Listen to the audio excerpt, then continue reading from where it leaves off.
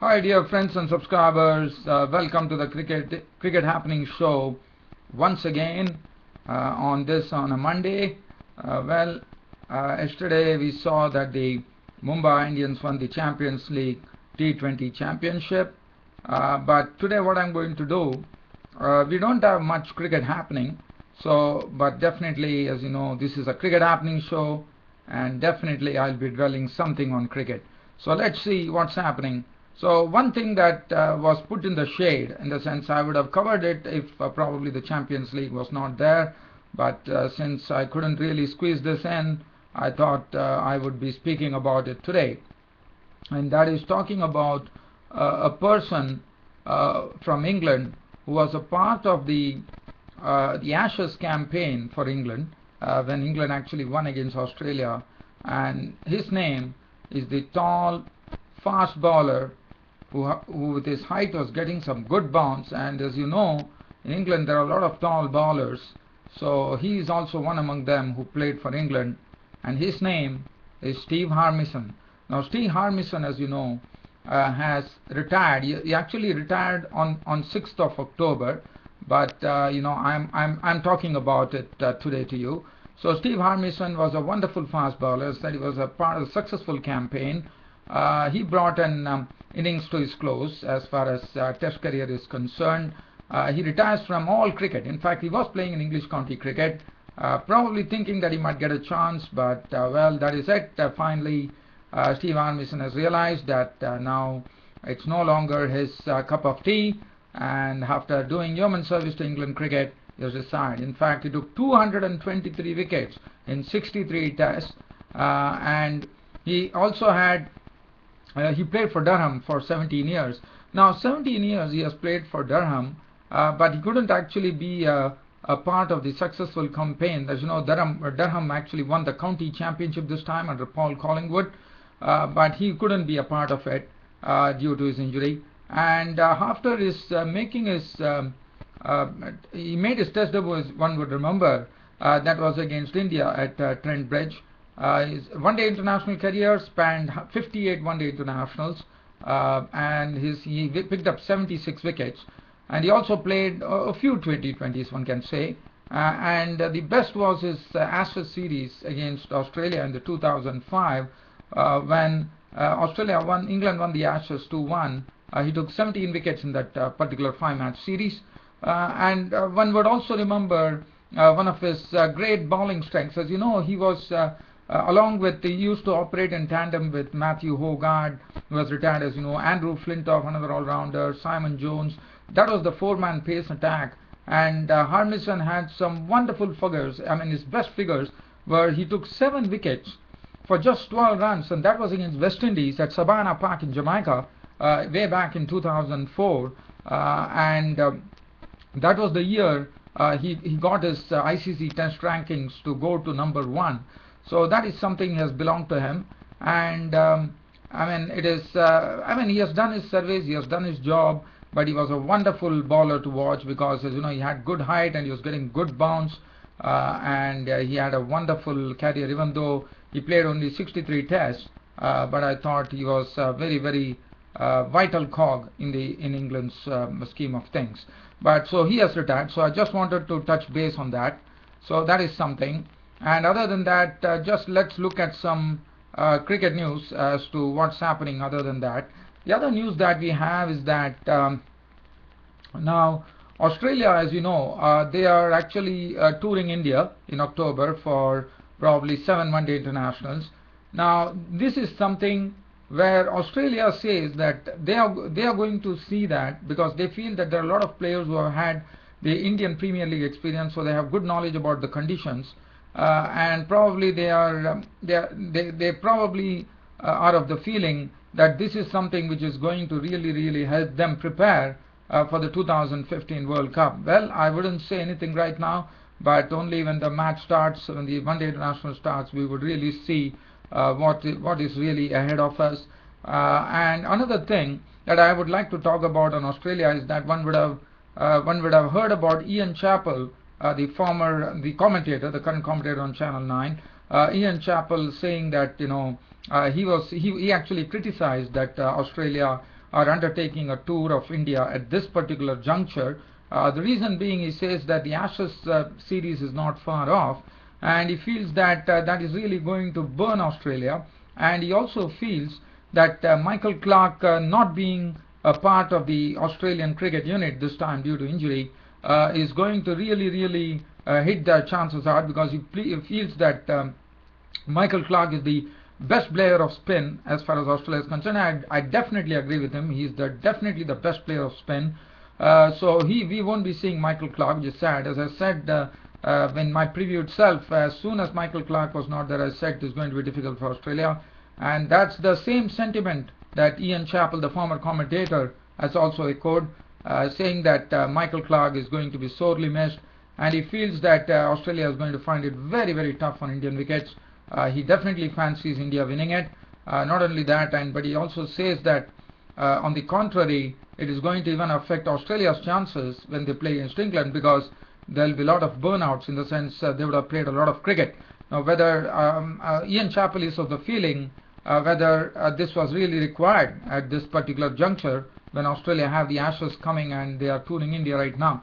Well, as I said, that is a comment which is coming in from Ian Chappell. We can just talk about it, but well, he's an expert, as you know, he's an expert, so he knows. He's played a lot of cricket, so he knows what he's speaking. And I always have the greatest respect and admiration for Ian Chappell, the cricket commentator. Other than that, it's also another news which is coming in, as you know. Now Pakistan are going to take on South Africa and United Arab Emirates, and over there, as you know, the team has been announced. We all know about that.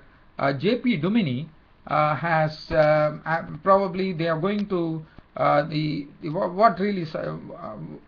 news which is coming in is saying that JP Duminy will be having to fill in the role not only of a batsman but also as a spinner. So probably we are going to see a lot of JP Duminy bowling his right arm off spin along with his batting.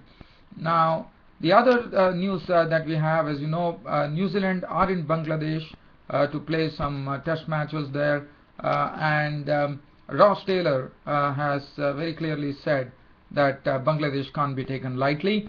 Other than that, well, dear fans and subscribers, let me see whether yes, another news which is coming in is we always know that South African off spinner Johan Botha has always been under the microscope. The reason being his bowling action. Once it happened in Australia, then again when he was playing in the county circuit, it happened. Now again there is some doubts raised on Johan Botha, and the ICC are going to put him onto a test where they will judge his angle, how his arm is coming up, and we all know about that. So that thing is coming up. Now Sri Lanka, as you know, are also hunting for a chief coach for their cricket team, and they are just waiting for that. I mean, they are going to select the head coach for the team, and that is something that Sri Lanka is waiting. But just wanting to see who are the persons who have their hat in the ring as far as the head coach is concerned. I'm told that Paul Fairbrace, as you know, he was the assistant coach when Trevor Bayliss was taking charge of the Sri Lankan cricket team. So he is one contender. Then the other persons who are the contenders are Shane Duff, who is the former trainer of the Sri Lankan cricket team. Ruwan Kalpage, as you know, he was an all-rounder, and he was a right-arm off spinner, and also he was a handy bat. So Ruwan Kalpage, the former Sri Lanka spinner, and he is currently the fielding coach too. So he has also put his hat into the ring. And other than that, and I'm also told that there is also Stephen Fleming, the current coach of Chennai Super Kings, is also has his hat into the ring. So that is some news coming in from Sri Lanka. And another thing that, as you know, Chami Dawaz was a wonderful bowler. He is the bowling coach too, the fast bowling coach, and he feels the future for Sri Lanka is bright as far as pace bowling is concerned. But the only concern happens to be, he says that normally, as you know, the fast bowlers are supposed to have lots of aggression. They bowl fast, so they need to have their adrenaline pumping, and they need to be really aggressive. We all know of a lot of fast bowlers who have been very aggressive. Dennis Lilly, for example, just comes to mind. So we need that aggression, which is really important as far as cricket is concerned for fast bowlers. And the former fast bowler and the current fast bowling coach, Chaminda left arm seamer Chaminda was, feels that that is something which is lacking in Sri Lankan cricket as far as fast ball is concerned, but he says that that is to be soon addressed. Well, I'm sure that that is something he will take care of. And other than that, so let's so since I've already spoken about some cricket news and all the other goings on here, let's look at the Champions League T20. You know, Champions League T20, one thing that it showed is that I mean, just talking about only the two teams that played yesterday in the final. Well, Dwayne Smith was, as I said, he was the player of the series. He was rightly adjudged the player of the series. What was good about it was very seldom one has seen Dwayne Smith showing such consistency. Now, he definitely is a very good hitter of the ball. He's a good timer of the ball. But what has been absolutely lacking, and that's the precise reason Dwayne Smith is not having a permanent place in the West Indies cricket lineup too, that was has been his batting has been failed, in the sense he has not been consistent. He has been probably once in a like a flash in the pan he used to make scores, but now in this particular Mumbai Indians, he has played a great he has been a great part of the success, because he has given some aggressive starts to Mumbai Indians, and he has played a great part in Mumbai's success to get the Champions League Champions League T20 title.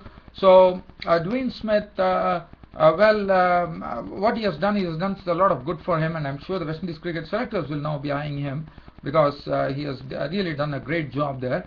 Tendulkar, as you know, has decided to call it quits, so that was his last game. He really struggled, and looking at the way Tendulkar has been struggling, well, he definitely played one good knock, but the consistency was lacking as far as Tendulkar is concerned, probably due to age.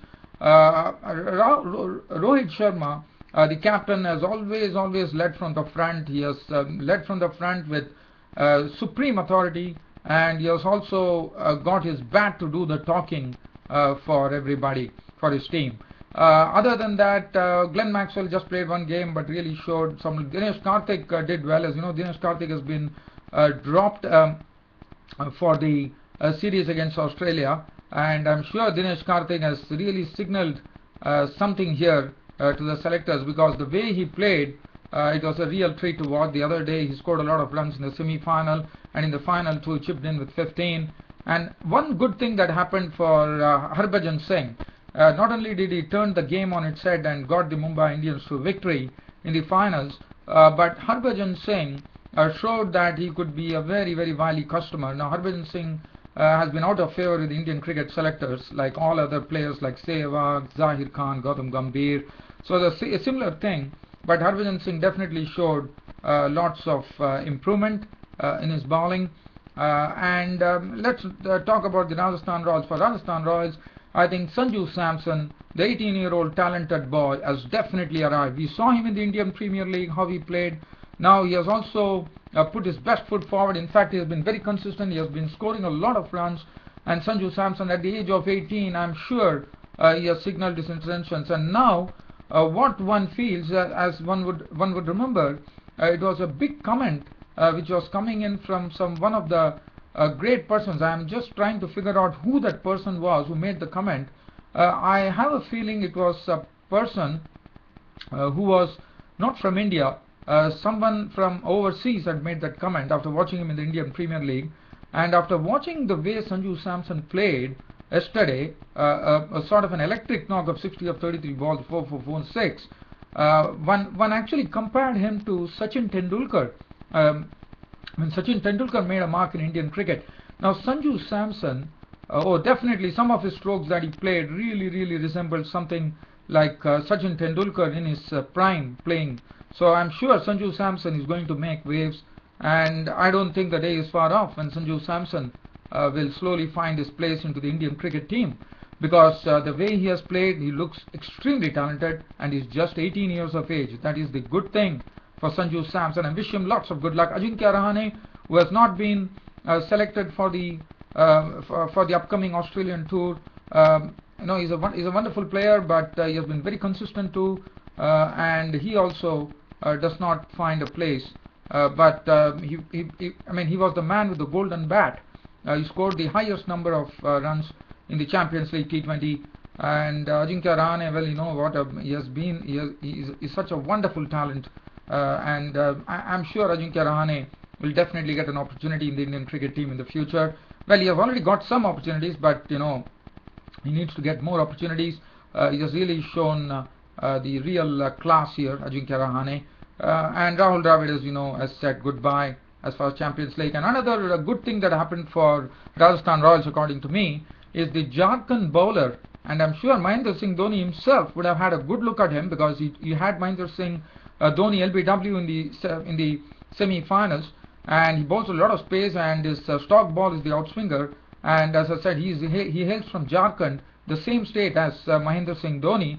And I was definitely waiting for that battle between Dhoni and Shukla, and definitely I have to really doff my hat to Rakesh Shukla for producing a wonderful delivery to get Dhoni LBW.